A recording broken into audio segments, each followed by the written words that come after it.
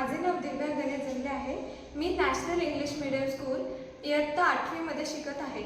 आज मी भारतीय संस्कृती व सर्वधर्म समभाव या विषयावर बोलणार आहे।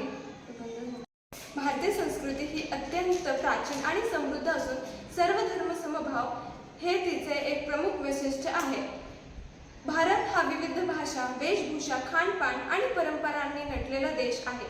या सर्व विविधता एका सूत्रात बांधण्याचे काम भारतीय संस्कृती करते। भारतीय संस्कृतीने नेहमीच बाहेरून येणाऱ्या विचारांचा आणि संस्कृतींचा स्वीकार करून त्यांना स्वतःमध्ये सामावून घेतले आहे।